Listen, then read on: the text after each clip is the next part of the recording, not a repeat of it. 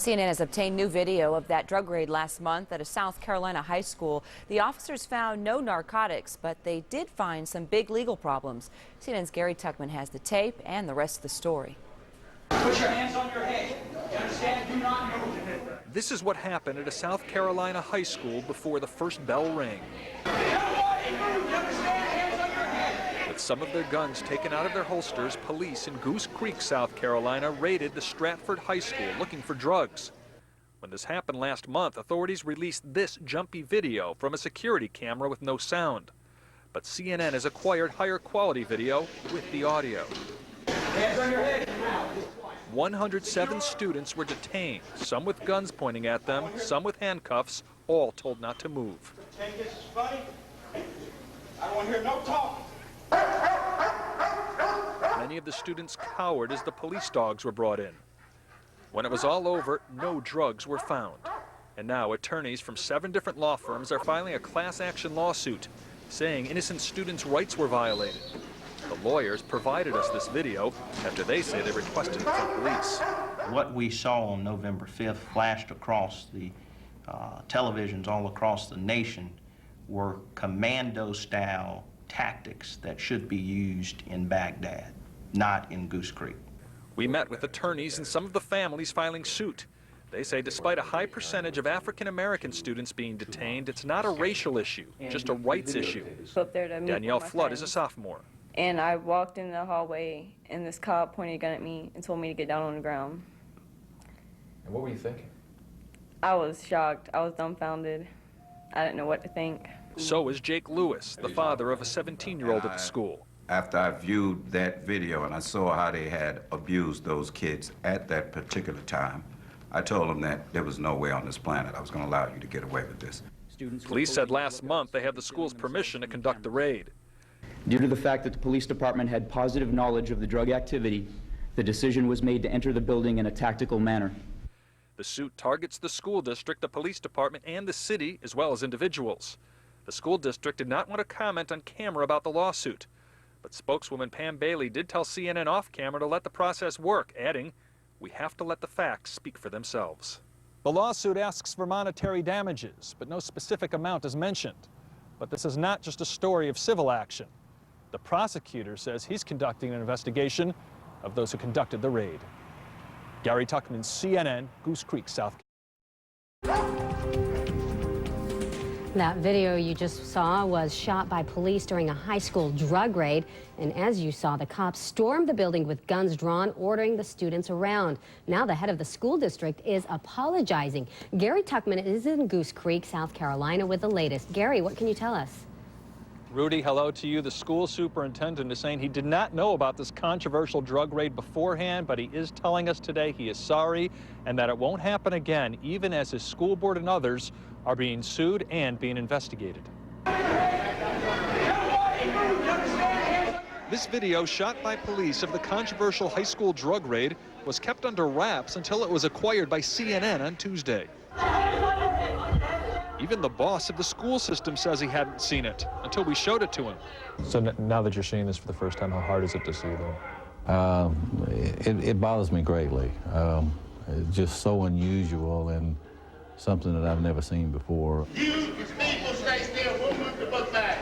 Superintendent Chester Floyd School District is the target of a class action lawsuit, along with the local police department and the city of Goose Creek, South Carolina, for the raid which resulted in guns being drawn by police, students being handcuffed, and no drugs being found.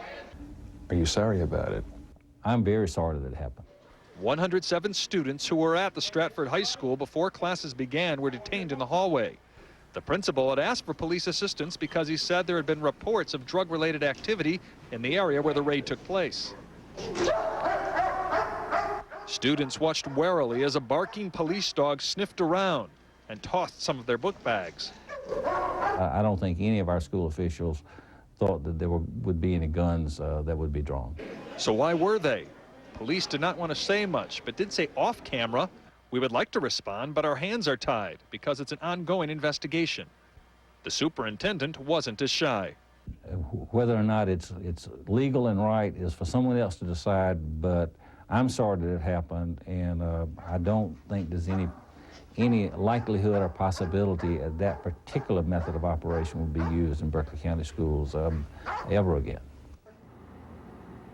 Now, Superintendent Floyd says he was not informed by the school principal this was going to take place, but he says that's standard operating procedure for more conventional drug searches. This case is now being investigated by the South Carolina Attorney General and the FBI. And Rudy, we want to read to you one line from the lawsuit here because it gives you an idea of the atmosphere inside the hallways of the school. It says the Czechoslovakian Shepherd, which must be a cousin of the German Shepherd, did not appear to respond to commands. The dog frightened the students who, with their hands behind their heads or bound behind their backs, felt helpless to defend against an attack. Rudy? Gary, it'll be interesting to find out what kind of tip they got to use that kind of force, which they're keeping under wraps.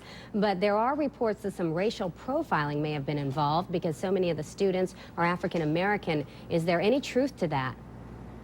Well, that has been in some of the reports. The school is only about 25% African American. It's estimated that 2/3 of the students inside the hallway there were African American, but we talked to the lawyers who filed the suit. We've talked to families, black and white, and they are really stressing that they don't believe at this point there's any racial profiling involved. They just say this is a serious case of their children's rights being violated. All right, our Gary Tuckman in Goose Creek, South Carolina. Thank you. 25% of the 2,700 students at the high school are African Americans. Yet at the time of the raid, when some of those buses arrived at school earlier that morning, 2/3 of the 107 students were African American. Do you see this as racial profiling too, like Danae? Yeah, I think it is because just like what Danae said, they didn't have to search just those people in the hall, but they could have just took the people that they suspected was doing the drugs to the side instead of doing the whole hallway.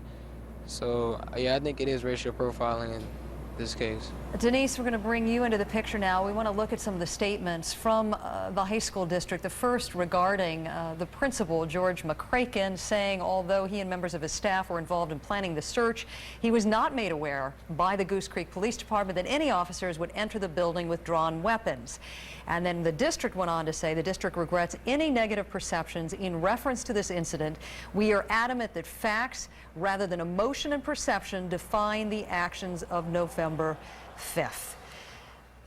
Obviously, the police are saying they had some reason to believe there were some kind of drug transactions going on at school. Didn't they have a right to mount any kind of raid here? Well, what I want to say is that what happened at the school was truly shocking. These types of tactics that were used on these kids are more appropriate for a prison riot as opposed to schools, children in a school. The police, if they had suspicions that there were kids taking drugs or dealing drugs, the way to handle it would have been to bring the kids into the office and search them there, but not a wholesale raid on 107 kids. And Denise, we made it clear through that piece at the top that the police found nothing that morning. How confident are you that there isn't drug trafficking going on at this school, or that there isn't a drug problem at all?